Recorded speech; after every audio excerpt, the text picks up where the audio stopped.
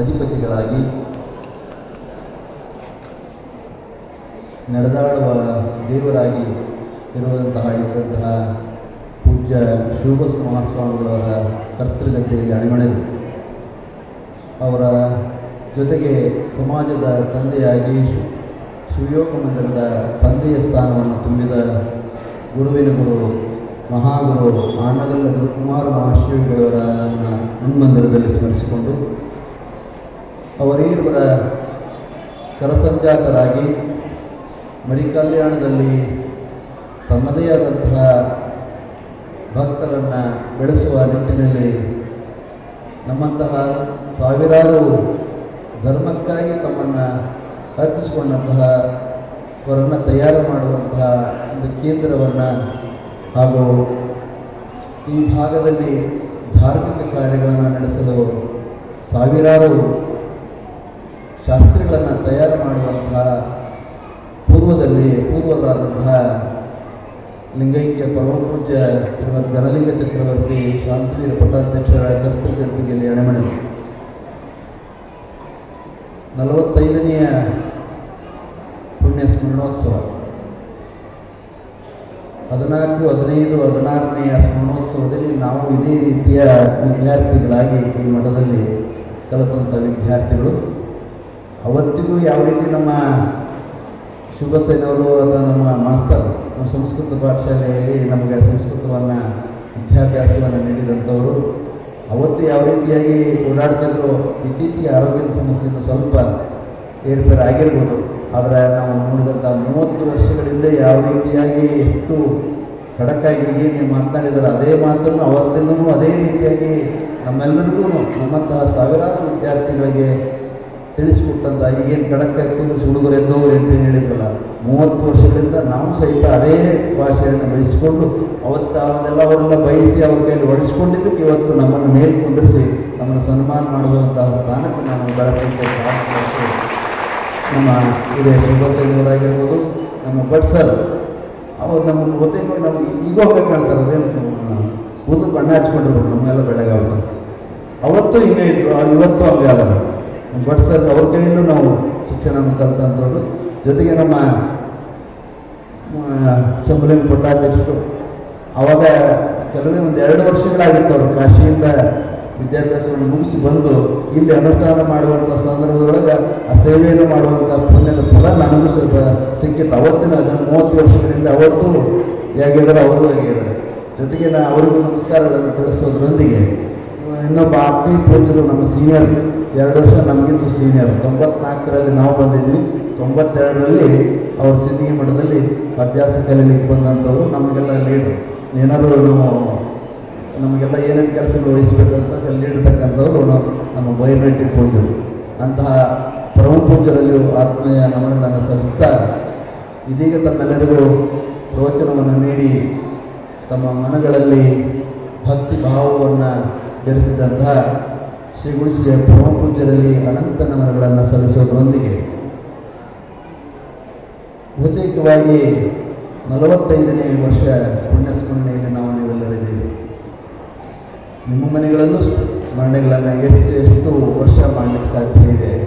ಯಾರಾದರೂ ಹಿರಿಯರು ತೀರ್ಕೊಂಡಾಗ ಲಿಂಗೈಕ್ಯರಾದಾಗ ಸ್ಮರಣೆಯನ್ನು ಮಾಡ್ತೇವೆ. ಎಷ್ಟು ವರ್ಷಗಳವರೆಗೆ ಮಾಡಲಿಕ್ಕೆ ಸಾಧ್ಯ? ಯಾಕೆ ಅವರ ಸ್ಮರಣೆಯನ್ನು ನಾವು ಮಾಡೋದಿಲ್ಲ ಅಂದರೆ ಅವರು ತಮಗಾಗಿ, ತಮ್ಮ ಸಂಸಾರಕ್ಕಾಗಿ, ತಮ್ಮ ಬಂಧನದೊಳಗಾಗಿ ಅವರು ಜೀವವನ್ನು ಸವಿಸಿರ್ತಾರೆ, ಅದಕ್ಕಾಗಿ. ಆದರೆ ಶಾಂತಿವೀರ ಪಟ್ಟಾಧ್ಯಕ್ಷರನ್ನು 40 ವರ್ಷಗಳಿಗೂ ಹೆಚ್ಚು, ಇನ್ನು ನಾವು 45 ವರ್ಷಗಳಾದರೂ ಕೂಡ ಸ್ಮರಣೆಯನ್ನು ಮಾಡಿಕೊಳ್ಳುತ್ತಿದ್ದೇವೆ. ಯಾಕಪ್ಪ ಅಂತಂದರೆ ನಮ್ಮಂತಹ ಎಲ್ಲ ಸ್ವಾಮಿಗಳನ್ನು, ಇಂತಹ ಧಾರ್ಮಿಕ ಕಾರ್ಯಕ್ರಮಗಳನ್ನು ಮಾಡುವಂಥವರನ್ನು ತಯಾರು ಮಾಡುವಂತಹ ಒಂದು ಪಾಠಶಾಲೆಯನ್ನು ಅವರು ಪ್ರಾರಂಭ ಮಾಡಿ ನಮ್ಮಂತಹ ಸಾವಿರಾರು ಜನರಿಗೆ ಮಾರ್ಗದರ್ಶನವನ್ನು ಬಹುತೇಕವಾಗಿ ನನ್ನ ಅನಿಸಿಕೆ ಪ್ರಕಾರವಾಗಿ 52ನೇ ಇಸ್ವಿಗೆ ಪಾಠಶಾಲೆಯನ್ನು ಪ್ರಾರಂಭ ಮಾಡಿದರು. ಅದು ಹುಕ್ಕೇರಿ ಮಠದಲ್ಲಿ ಅಂತ ನಾನು ಕೇಳಿದೆ. 59ನೇ ಇಸ್ವಿಗೆ ಇಲ್ಲಿ ಈಗ ನಾವೆಲ್ಲರೂ ಕೂತಿರುವಂಥ ಸ್ಥಳದೊಳಗೆ 59ನೇ ಇಸ್ವಿ ಅಂತ ಕಾಣುತ್ತದೆ. ಬಹುತೇಕವಾಗಿ ಇಲ್ಲಿ ಪಾಠಶಾಲೆ ಪ್ರಾರಂಭ ಮಾಡಿದರು 58, 59 ಅಂತ. ಆ 58ನೇ ಇಸ್ವಿಯಿಂದ ಇಲ್ಲಿವರೆಗೆ ಅಂತಂದರೆ ಸುಮಾರು 75 ವರ್ಷಗಳಿಂದ ಎಷ್ಟು ಜನ ಶಾಸ್ತ್ರಿಗಳು ಇಲ್ಲಿಂದ ಕಲಿತು ಹೋಗಿದ್ದಾರೆ. ಅದೇ ರೀತಿ ಒಳಗೆ ಎಷ್ಟು ಜನ ಸ್ವಾಮಿಗಳು ಧರ್ಮಕ್ಕಾಗಿ ತಮ್ಮ ಜೀವನವನ್ನು ಮುಡುಪಾಗಿಟ್ಟಂಥ ಎಷ್ಟೋ ಜನ ಸಾವಿರಾರು ಜನ ಸ್ವಾಮಿಗಳು ಆಗಿ ಹೋಗಲಿಕ್ಕೆ ಮೂಲ ಕಾರಣ ಯಾರಪ್ಪ ಅಂದರೆ ಅದು ಶಾಂತಿವೀರ ಪಟ್ಟಾಧ್ಯಕ್ಷರ ಕೃಪೆಯಿಂದ ನಾವು ಸಾಧ್ಯವಾಗಿದೆ. ಅಂಥ ಪೂಜ್ಯರ ಸ್ಮರಣೆಯನ್ನು ನಾವು ನೀವೆಲ್ಲರೂ 45ನೇ ಸರ್ ಹೇಳಿದಂತೆ ಅನಿರೀಕ್ಷಿತವಾಗಿ ನನಗೆ ಈ ಕಾರ್ಯಕ್ರಮದಲ್ಲಿ ಇವತ್ತು ಭಾಗವಹಿಸಲಿಕ್ಕೆ ಒಂದು ಅವಕಾಶ ಕೊಡಬಲ್ಲೆ. ಯಾಕೆಂದರೆ ನಾನು ಬಹುತೇಕ ನಮ್ಮ ತಾಯಿಯಂದರೆ ನಾವು ಗದ್ದೆ ಭಿಕ್ಷೆ ಉಂಡೆ ನಿನ್ನಂತ ಕೈ ತುಂಡೆ ಬೆಳೆದಂಥವ್ರು ಬಹುತೇಕ ನಾವೆಲ್ಲರೂ ಇಲ್ಲಿ ತಿಂತವ್ರು. ಅಂತಹ ಒಂದು ಪಾಠಶಾಲೆ ಕಾರ್ಯಕ್ರಮ ಪೂಜ್ಯರ ಕಾರ್ಯಕ್ರಮದಲ್ಲಿ ಭಾಗವಹಿಸ್ತಕ್ಕಂಥದ್ದು ನಾವು ಸಿದ್ಧಿಗಾಜ್ಯವ್ರನ್ನ ನಾವೇನು ನೋಡಿಲ್ಲ. ಆದರೆ ಅವರನ್ನು ಯಾವ ರೂಪದಲ್ಲಿಪ್ಪ ಅಂದರೆ ನಮ್ಮನ್ನು ತೀಡು ಬೆಳೆಸುವಂತಹ ರೀತಿಯಲ್ಲಿ ನಮಗೆ ಕಂಡಂಥವರು ಬಹುತೇಕವಾಗಿ ನಾವು ಪಾಠ ಕಲಿಸಿದಂಥ ಶಾಸ್ತ್ರಿ ಬಾಲಚಂದ್ರ ಶಾಸ್ತ್ರಿಗಳು, ಶುಭೋದಯ ಸರ್, ಭಟ್ ಸರ್, ಇವರೇ ನಮಗೆ ಸಿಂಧಿಯಾಜ್ಯವರು ಹೆಂಗಿದ್ರಪ್ಪ ಅಂತಂದ್ರೆ ಅವರು ನಮ್ಮನ್ನು ಹೇಗೆ ರೀತಿ ತೀಡಿ ಇವತ್ತು ಈ ಸ್ಥಾನಕ್ಕೆ ಬರಲಿಕ್ಕೆ ಕಾರಣವೋ ಆ ರೀತಿಯಲ್ಲಿ ಅವರನ್ನು ನಾವು ಗಮನಿಸುವಂತಹ ಸ್ಥಾನದಲ್ಲಿ ಅವರನ್ನು ನಾವು ನೆನಪಿಸ್ಕೊಳ್ತಾ ಬಹುತೇಕವಾಗಿ ಪ್ರವಚನ ಹಚ್ಚಿ ಈ ರೀತಿ ಪ್ರತಿ ವರ್ಷ ಕಾರ್ಯಕ್ರಮಗಳು ಮಾಡೋದು ಇವತ್ತು ನಮಗೆ ಅವಶ್ಯಕತೆ ಇದೆಯಾ? ಇಂಥ ಪರಪೂಜ್ಯರನ್ನು ಅದ್ಭುತವಾದಂಥವ್ರನ್ನ ಕರೆಸಿ ಕೇಳಿಸ್ತಕ್ಕಂಥದ್ದು ಅವಶ್ಯಕತೆ ಇದೆಯಪ್ಪ ಅಂದರೆ ಅದಕ್ಕೆ ಹೇಳ್ತಾರೆ, ಮನುಷ್ಯನ ಜೀವನ ಅನ್ನತಕ್ಕಂಥದ್ದು ತಾಮ್ರಚರಿಗೆ ಇದ್ದಂಗೆ. ಮನುಷ್ಯನ ಜೀವನ ಅಂದರೆ ತಾಮ್ರಚರಿಗೆ ಇದ್ದಂಗೆ. ಬಹುತೇಕವಾಗಿ ನಿಮ್ಮೆಲ್ಲರಿಗೂ ಗೊತ್ತಾಯ್ತು. ತಾಮ್ರಚರಿಗೆ ಹೆಂಗಪ್ಪ ಅಂದರೆ ದಿವಸ ಮಿಷನ್ ಮೆಚ್ಚಿ ತೊಳಿತಾ ಇದ್ದರೆ ಅದು ಪಳ ಅಂತಿರ್ತದೆ. ಹಂಗೆ ಪ್ರತಿ ವರ್ಷವೂ ಸಹಿತ ಯಾವುದೇ ಒಂದು ಧಾರ್ಮಿಕ ಕಾರ್ಯಕ್ರಮಗಳು ದೇವಸ್ಥಾನಗಳಾಗಿರೋ ಪುಣ್ಯ ಮಠಗಳಲ್ಲಿ ಪುರಾಣ ಪ್ರವಚನಗಳಲ್ಲಿ ಯಾಕಪ್ಪ ಅಂದರೆ ಮನುಷ್ಯನ ಜೀವನ ಅನ್ನತಕ್ಕಂಥದ್ದು ತುಕ್ಕಿಡದ ಜೀವನ. ಆ ಜೀವನವನ್ನು ಮತ್ತೆ ಪರಿಪೂರ್ಣಗೊಳ್ಳಬೇಕು ಅನ್ನೋದಾದರೆ ಇಂತಹ ಪುರಾಣ ಪುಣ್ಯಕಥೆಗಳನ್ನು ಕೇಳುವುದರ ಮೂಲಕವಾಗಿ ಶಾಂತಿವೀರ ಪಟ್ಟಾಧ್ಯಕ್ಷರ ಜೀವನದ ಹಲವಾರು ಘಟನೆಗಳನ್ನು ಹಲವಾರು ಅವರ ಜೀವನದಲ್ಲಿ ನಡೆದು ಹೋದಂಥ ಘಟನೆಗಳನ್ನು ನೆನಪು ಮಾಡಿಕೊಳ್ತಾ ಪೂಜ್ಯರ ಪ್ರವಚನವನ್ನು ಮಾಡಿದರು. ಯಾಕೆಂದರೆ ಅಂತಹ ಪುಣ್ಯ ಪುರುಷರ ಜೀವನವನ್ನು ನಾವು ನೆನಪು ಮಾಡಿಕೊಂಡು ಅಂತಹ ಪುಣ್ಯ ಪುರುಷರಿಗೆ ಏನೆಲ್ಲ ರೀತಿಯ ಕಷ್ಟ ಸುಖ ದುಃಖಗಳು ಎಲ್ಲವೂ ಬಂದವು. ಅದನ್ನು ನಾವೆಲ್ಲವನ್ನು ಕಟ್ಟಿಕೊಂಡಂಥವ್ರು, ಸಂಸಾರದ ಬಂದ ಎಲ್ಲ ಬಳಗವನ್ನು ಕಟ್ಟಿಕೊಂಡಂಥವ್ರು ನಮಗೇನು ಬರಲಿಕ್ಕೆ ಸಾಧ್ಯ ಅನ್ನುವಂಥದ್ದನ್ನು ಜೀವನದಲ್ಲಿ ನೆನಪು ಮಾಡಿಕೊಂಡು ಜೀವನವನ್ನು ಸಾಗಿಸ್ತಕ್ಕಂಥದ್ದು. ಅಂತಹ ನಿಟ್ಟಿನ ಮಧ್ಯದೊಳಗೆ ನಾವು 45 ವರ್ಷದಿಂದ ನಾವು ನೆನಪು ಮಾಡಿಕೊಳ್ತಾ ಇದ್ದೇವೆ. ನಿಮಗೆಲ್ಲರೂ ಗೊತ್ತಾಯ್ತು, ಊರೊಳಗೆ ಎಲ್ಲರೂ ನೆನಪು ಮಾಡಿಕೊಳ್ಬೇಕಂದ್ರೆ ಏನು ಮಾಡಬೇಕು? ಊರೆಲ್ಲ ಸಾಲ ಮಾಡಿರ್ಬೇಕು, ಹೌದಲ್ರಿ? ನೆನಪಿಟ್ಕೊಳ್ಬೇಕು ಅಂತಂದರೆ ನೀವೆಲ್ಲರೂ ಊರೊಳಗೆ ಯಾರನ್ನು ಪೂಜ್ಯರು ಈ ರೀತಿಯ ಧರ್ಮ ಕಾರ್ಯವನ್ನು ಮಾಡಿದ್ರು ಅಂತ 45 ವರ್ಷದಿಂದ ನೆನಪಿಟ್ಕೊಂಡಿದ್ದೀರಿ.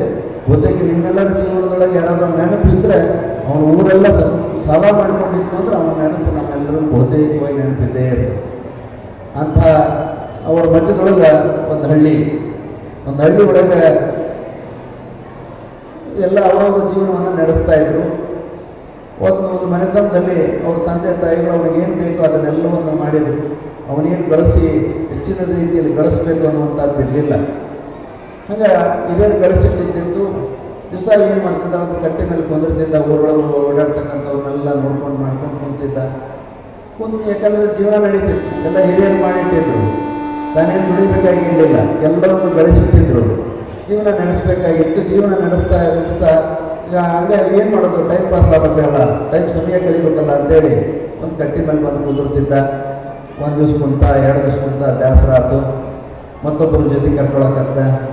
ಅವ್ರ ಜೊತೆಗೆ ಮಾತಾಡ್ತಾ ಯಾರನ್ನ ಇಬ್ಬರು ಗೆಳೆಯಂದರು ಜೊತೆ ಒಳಗೆ ಸಂತಾನಾಗ ಹೊಂಟ್ರಂತ ಅಂದ್ಕೊಳ್ಳೆ ಅವ್ರು ನೋಡಿ ಅವ್ರು ಯಾರ ಮನೆ ಅಂತ ಎಲ್ಲ ವಿಚಾರಿಸ್ತಾ ಇದ್ದ.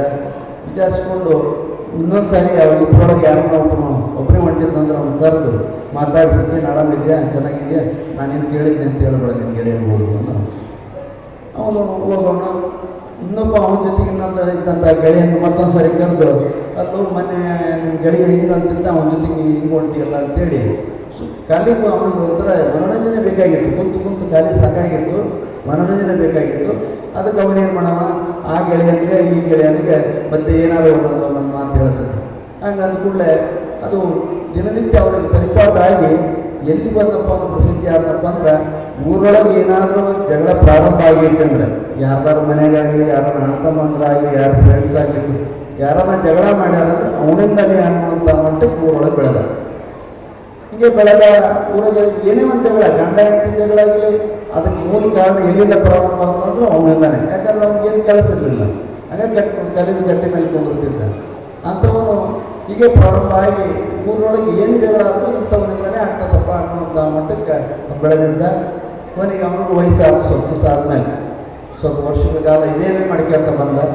ವಯಸ್ಸಾದ ಮೇಲೆ ಕಡೆಗೆ ಊರು ಹಿರಿಯರನ್ನು ಕರೆದು ಹೇಳಿದ, ನೋಡ್ರಪ್ಪ, ಇಷ್ಟು ವರ್ಷ ನಾನು ಬರೀ ಇಂಥದ್ದೇ ಮಾಡ್ಕೊಂಡ್ಬಂದೀನಿ, ಇಂಥದ್ದು ಯಾರ ಮನೆಗೆ ಜಗಳ ಆದರೂ ನನ್ನಿಂದಾನೆ ಅನ್ನುವಂಥ ಮಟ್ಟಕ್ಕೆ ಏನು ಬೆಳೆದೈತಲ್ಲ, ಅದೌದು ನಾನು ಮಾಡಿದ್ದ ತಪ್ಪು, ಅದಕ್ಕೆ ನನಗೆ ಪಶ್ಚಾತ್ತಾಪ ಆಗೈತಿ. ನನಗೆ ನೀವೆಲ್ಲರೂ ಒಂದು ಮಾತು ಕೊಡಬೇಕು. ಏನಪ್ಪ ಈಗಾರ ನೆನಪಾಗೈತಲ್ಲ ನಾನು ಮಾಡಿದ ತಪ್ಪು ಅಂತೇಳಿ, ಸಾಕು ಇಲ್ಲಿ ಬಿಡು, ಇಲ್ಲ ನೀವೆಲ್ಲರೂ ಬರಬೇಕು ಅಂತ ಹಿರಿಯರ ಮುಖಂಡರನ್ನು ಕರೆಸಿ ಅವರೆಲ್ಲರ ಹತ್ರ ನಾನು ಒಂದು ಮಾತು ಕೊಡಲೇಬೇಕು ಅಂತ ಹಠ ಹಿಡಿದ. ಆತಪ್ಪ ಈಗಾದರೂ ನಾನು ಮಾಡಿದ ತಪ್ಪಾಗೈತೆ ಅಂತೇಳಿ ಅದು ತಿಳ್ಕೊಂಡಿಯಲ್ಲ, ಸಾಕು ಬಿಡು ಅಂತೇಳಿ. ಆದರೂ ಬಿಡಲಿಲ್ಲವ, ಮಾತು ತೊಗೊಂಡ. ಆಯಿತು, ಏನು ಹೇಳು, ನನ್ನ ಮಾತಿನ ಒಪ್ಕೋಬೇಕು.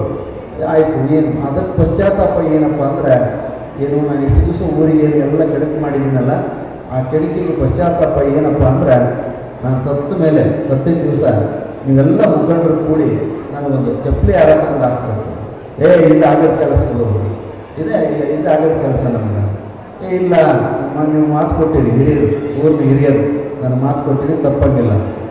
ಅವು ಒಳ್ಳೆ ಸಂಕಟಕ್ಕೆ ಧರ್ಮ ಸಂಕಟಕ್ಕೆ ಬಂತಲ್ಲ ಅಂತೇಳಿ ಊರಿಗೆ ನೋಡ್ತಕ್ಕಂಥ ಸಂದರ್ಭ ಬಂದರೆ ಅಂತೇಳಿ ಹೋದು. ಕೆಲವೇ ದಿವಸಗಳೊಳಗೆ ತೀರ್ಕೊಂಡಾದ್ಮೇಲೆ ಊರಿನವ್ರಿಗೆ ಧರ್ಮ ಸಂಕಟ, ಅವನಾದ್ರೆ ಮಾತು ತೊಗೊಂಡ, ಮಾತು ತಪ್ಪಂಗಿಲ್ಲ ಊರಿನ ಹಿರಿಯರು.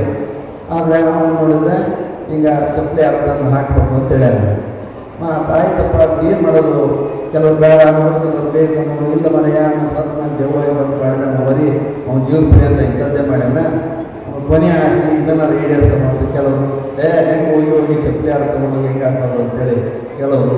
ಕಡೆಗೆ ಅಂತಿಮವಾಗಿ ಇಲ್ಲಪ್ಪ, ಏನೋ ಒಂದು ಸ್ವಲ್ಪ ಅವನ ಆತ್ಮಕ್ಕೆ ಶಾಂತಿ ಸಿಗಲಿ ಅನ್ನೋದಕ್ಕಾದರೂ ನಾವು ತೊಗೊಂಡೋಗಿ ಹಾಕಬೇಕು ಅಂತಂದು ಆತು. ಏನೋ ಒಂದು ತೀರ್ಮಾನ ಮಾಡಿಕೊಂಡು ಯಾವುದೋ ಒಂದು ಹಾರ ತೊಗೊಂಡೋಗಿ ಹಾಕಿದ್ರು. ಹಾಕಿದ ಕೂಡಲೇ ಅಕ್ಕಪಕ್ಕಕ್ಕೆ ಪೊಲೀಸರು ಇದ್ದರು. ಬಂದು ಬರೀರಿ, ನಿಮ್ಮ ಹತ್ರ ಸ್ವಲ್ಪ ಕೆಲಸ ಐತೆ ಅಂತ, ಕರ್ಕೊಂಡು ಮಾತಾಡೋದೈತೆ ಬರೀ ಅಂತ ಪೊಲೀಸ್ ಸ್ಟೇಷನ್ಗೆ ಕರ್ಕೊಂಡೋಗಿ ಒಂದು ಶಾಲೆ ಕುಂದಿಸ್ಕೊಂಡು, ಯಾಕೆ ಕರ್ಕೊಂಡು ಕೂರಿಸಿರಿ ಅಂತ, ಇಲ್ಲೊಂದು ಕಂಪ್ಲೇಂಟ್ ಐತಿ ನೋಡ್ರಿ ಅಂತ. ಏನು ಅಂತಂದರೆ, ಅವನು ಸಾಯೋದಕ್ಕಿಂತ ಮೊದಲು ನನ್ನ ಸಾವಿಗೆ ಕಾರಣಕರ್ತರು, ನಾನು ಸತ್ತಿದ್ದ ದಿವಸ ಯಾರು ಬಂದು ಚಪ್ಪಲಿ ಹಾಕ್ತಾರೆ ಅವರೇ ಕಾರಣಕರ್ತರು ಅಂತೇಳಿ ಅವ್ರು ಕಂಪ್ಲೇಂಟ್ ಬಂದೇ ಕೊಟ್ಕೊಂಡು ಅಂದರೆ ಇರೋವರೆಗೂ ಒಂದು ಕೆಲಸ ಮಾಡಲಿಲ್ಲ, ಹೋದ್ಮೇಲೆ ಇಲ್ಲಿಗೂ ಜನರಿಗೆ ಕಾಡುವಂಥದ್ದು ಬಿಟ್ಟಿಲ್ಲ.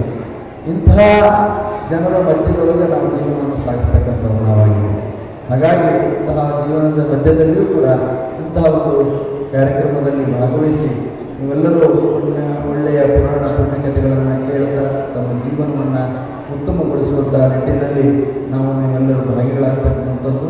ಅಂತಹ ಒಂದು ಕ್ಷೇತ್ರದಲ್ಲಿ ಪರಮ ಪೂಜ್ಯರ ನೆನಪು ಅಷ್ಟೇ, ಕೇವಲ ಒಂದು ನಿಮಿತ್ತ, ಪೂಜ್ಯರ ಒಂದು ನಿಮಿತ್ತದ ಮಧ್ಯದಲ್ಲಿ ಅವರ ಜೀವನವನ್ನು ನೆನಪು ಮಾಡಿಕೊಳ್ಳುವುದರ ಜೊತೆಗೆ ನಮ್ಮ ಜೀವನವನ್ನು ಸಾರ್ಥಕಗೊಳಿಸಿಕೊಳ್ಳುವುದು ಹೇಗೆ ಅನ್ನುವಂಥದ್ದನ್ನು ಇಂತಹ ಒಂದು ಪುರಾಣ ಪ್ರವಚನದ ಕಾರ್ಯಕ್ರಮದಲ್ಲಿ ಭಾಗವಹಿಸಿದ್ದೀರಿ.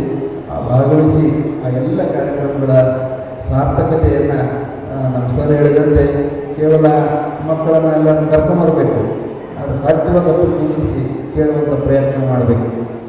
ಅವು ಖಾಲಿ ಚೀಲ ಬಹುತೇಕವಾಗಿ ಎಲ್ಲ ತುಂಬಿದ ಚೀಲಗಳ ಇರೋದು. ಮಾರ್ಕೆಟ್ಗೆ ಹೋಗ್ತೀರಿ, ಒಂದು ಚೀಲ ತೊಗೊಂಡು ಹೋಗ್ತೀರಿ, ಚೀಲ ತೊಗೊಂಡೋಗಿ ಬೇಕಾದಂತ ಆರಿಸ್ಕೊತೀರಿ, ಅದರೊಳಗೆ ಬೇಕಾದಂತೆ ತುಂಬುತ್ತೀರಿ. ಆದರೆ ಇವತ್ತು ನಾವೇನು ಮಾಡ್ತಾಯಿದ್ದೀವಿ, ನಮ್ಮ ಮಕ್ಕಳನ್ನು ಬೆಳೆಸ್ತೀವಿ, ಆದರೆ ಬೇಕಾದ್ದನ್ನು ನಾವು ತುಂಬುತ್ತಾ ಇಲ್ಲ. ಬೇಕಾಗಿದ್ದು ಬೇಡಾಗಿದ್ದು ಎಲ್ಲ ಅವು ತಮಗೆ ಬೇಕಾದ್ದನ್ನು ತುಂಬಿಕೊಂಡ್ಬಿಡ್ತವೆ. ಆಮೇಲೆ ಆ ಮೆಚ್ಚುಗೆ ಹೋದ್ಮೇಲೆ ನಮ್ಮ ಮಾತು ಕೇಳೋದು ಒಂದಿಷ್ಟು ಬುದ್ಧಿ ಹೇಳಿ ಅಂತೇಳಿ ಕರ್ಕೊಂಡು ಬುದ್ಧಿ ಹೇಳಲಿಕ್ಕೆ ಹಿರಿಯರ ಹತ್ರ ಗುರುಗಳ ಹತ್ರ ಬಂದು ಹೇಳಲಿಕ್ಕೆ, ಅದಕ್ಕೆ ಖಾಲಿ ಚೀಲಗಳನ್ನು ಒಳ್ಳೆಯ ವಸ್ತುಗಳನ್ನು ತುಂಬುವಂಥ ಪ್ರಯತ್ನ ನಮ್ಮ ತಾಯಿಯಂದ್ರ ಹತ್ರ ಇರ್ತದೆ. ಅದನ್ನು ನಮ್ಮ ತಾಯಿಯಂದ್ರ ಭಾಳ ಪ್ರಮುಖವಾಗಿ ಮಾಡಬೇಕಾಗಿದೆ. ಇವತ್ತು ಭಾಳಷ್ಟು ಮಕ್ಕಳು, ನಿಮಗೆ ಗೊತ್ತಿದೆ, ಭಾಳಷ್ಟು ಮಕ್ಕಳು ಇವತ್ತು ದಾರಿ ತಪ್ಪಲಿಕ್ಕೆ ಕಾರಣ ನಮ್ಮ ತಂದೆ ತಾಯಿಗಳೇ ಕಾರಣ. ಯಾಕಂದರೆ ನೀವು ಇವತ್ತು ಏನಾಗಿದೆ, ಅಪರೂಪಕ್ಕೆ ಒಂದು ತಪ್ಪಿದೆ ಎರಡು, ಅದ್ರ ಮುಂದೆ ನಡೆಯಲಿಲ್ಲ. ಇವತ್ತಿನ ಪರಿಸ್ಥಿತಿ ಲೋಕದಲ್ಲಿ ಸಮಾಜದಲ್ಲಿ ನೀವು ನೋಡ್ತಾ ಇದ್ದೀವಿ. ಆ ಪರಿಸ್ಥಿತಿ ಎಲ್ಲಿ ಮೀರಿದೆಪ್ಪ ಅಂತಂದರೆ 1 2 ಅವು ಏನು ಕೇಳಿದ್ರು ಕೊಡಿಸ್ತೀರಿ, ಏನು ಕೇಳ್ತಾವೆ ಅವನ್ನೆಲ್ಲವನ್ನೂ ಕೊಡಿಸ್ತೀರಿ. ಆದರೆ ಒಳ್ಳೆಯದಕ್ಕಾಗಿ ಕೊಡ್ತಾ ಇದ್ದೀವಿ ಅಥವಾ ಅದನ್ನು ಒಳ್ಳೆಯದಕ್ಕಾಗಿ ಬಳಸ್ತಾ ಇದ್ದಾರೆ ಅಥವಾ ಕೆಟ್ಟದಕ್ಕಾಗಿ ಬಳಸ್ತಾ ಇದ್ದಾರೆ ಅಂತ ಯಾವ ತಂದೆ ತಾಯಿ ಗಮನಿಸ್ತಾ ಇಲ್ಲ.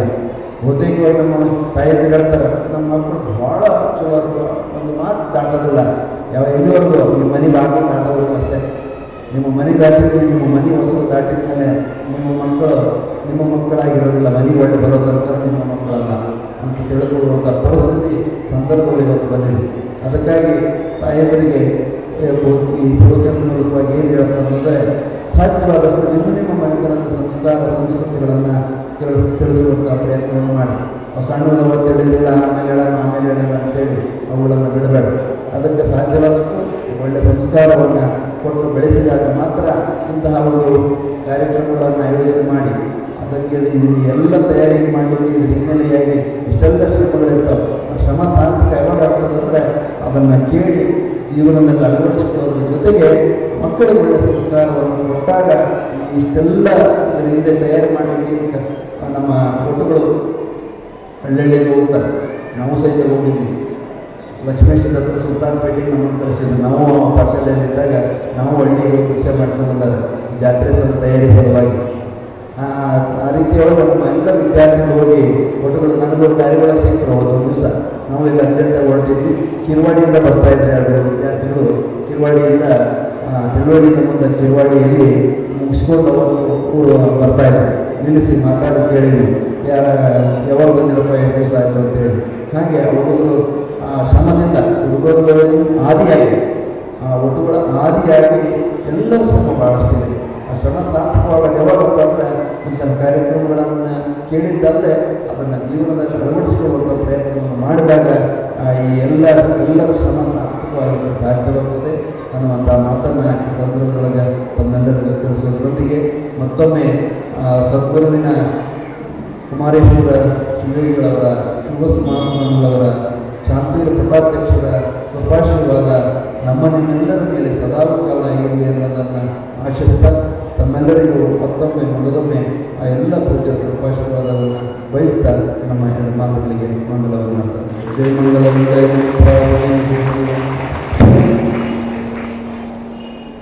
ದೊಡ್ಡ ದೊಡ್ಡ ಮನೆಗಳನ್ನು ಕಟ್ಟಬಹುದು, ದೊಡ್ಡ ದೊಡ್ಡ ಮಹಲ್ಗಳನ್ನು ಕಟ್ಟಬಹುದು, ದೊಡ್ಡ ದೊಡ್ಡ ಮಂದಿರಗಳನ್ನು ಕಟ್ಟಿದ್ದಾರೆ, ದೊಡ್ಡ ದೊಡ್ಡ ಮಸೀದಿಗಳನ್ನು ಕಟ್ಟಿದ್ದಾರೆ. ಆದರೆ ಬಡ ಮಕ್ಕಳನ್ನು ಬಡ ಜನರ ಒಟ್ಟುಗಳ ಬದುಕನ್ನು ಕಟ್ಟಿಕೊಟ್ಟಿರ್ತಕ್ಕಂತಹ ಗುರುಗಳು ಯಾರಪ್ಪ ಅಂತಂದರೆ ಅದು ಸಿಂಗಿ ಪಟ್ಟಾಧ್ಯಕ್ಷರು ಅನ್ನುವಂಥ ಮಾತನ್ನು ನಮ್ಮ ಆಶೀರ್ವಾದದ ಮುಖಾಂತರ ದಯಪಾಲಿಸಿದ್ದಾರೆ. ಅಂತ ಯಾವ ಪೂಜ್ಯರಿಗೆ ಶ್ರೀಮಠದ ವತಿಯಿಂದ